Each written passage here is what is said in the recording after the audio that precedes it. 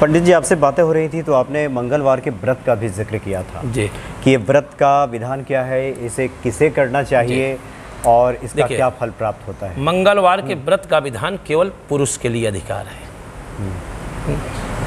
नारी का नहीं है। नारियां व्रत करती हैं। अगर मेरी जानकारी में आते हैं तो मैं उनको माताओं को हाथ जोड़ करके मना करता हूं कि आप लोग बृहस्पतिवार का व्रत करिए, प्रदोष का व्रत करिए, सोमवार का व्रत करिए। हाँ, इन व्रतों से ही हनुमान जी प्रसन्न होते हैं।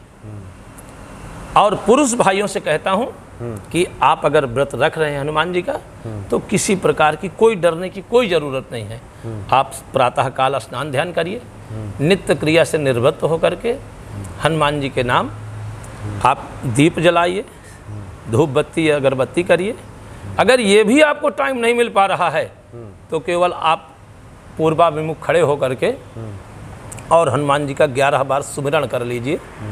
पूरे व्रत का फल तुम्हें प्राप्त होगा, तुम्हारे संकट भी मिट जाएंगे। और संध्या के दिन भर फलाहारी रह करके संध्या के समय मिष्ठान भोग करिए, नमकीन नहीं खाया जाता है, उतना ही फल प्राप्त होगा। वैसे पंडित जी, देखते हैं कि ज़्यादातर लोग मंगलवार को हनुमान जी के मंदिरों में शाम को ज़्यादा हम देखते हैं कि श्रद्धालुओं का तांता लगा रहता है। इसके पीछे भी कोई लॉजिक है, कोई लॉजिक है? अच्छा। प्रभु श्री राम पूरे दिन भ्रमण करते करते जो है जब थकान पे हो जाते हैं तो हनुमान जी उनकी सेवा पे जाते हैं। जब सेवा पे जाते हैं तो लोग प्रभु को चिंतित करते हैं, तो उनकी चिंता हरण करने के लिए संध्या के समय हनुमान जी का जो स्वरूप होता है वो मंत्र मुग्ध और फल बिल्कुल से जो है किसी प्रकार का कोई उन पे जो है ना तो बोझ है, प्रसन्न मुद्रा में होते हैं। अच्छा। संध्या के समय बिल्कुल प्रसन्न मुद्रा, इसलिए कहा गया कि प्रभु चरित्र सुन बेको रसिया, राम लखन सीता मन बसिया। मन बसिया। मन जो है प्रभु के उनके चरणों में बसा हुआ है और भक्तों की रक्षा करने के लिए, इसलिए संध्या के समय जो है। लेकिन सिंदूर चढ़ाने का जो प्राविधान है वो प्रातः काल है, वो सुबह ही करना चाहिए, सुबह, संध्या के समय नहीं।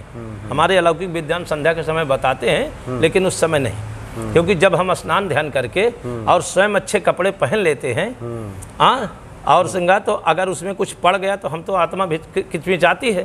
तो उसी तरह जब प्रभु का श्रृंगार करके उन्हें वस्त्र धारण करा दिया जाता है तो उसके बाद फिर उन्हें सिंदूर लगाने का वो नहीं, फिर वो भी मन विचलित करते हैं। इसलिए सिंदूर का विधान प्रातः है और भोग का प्रसाद संध्या के समय है।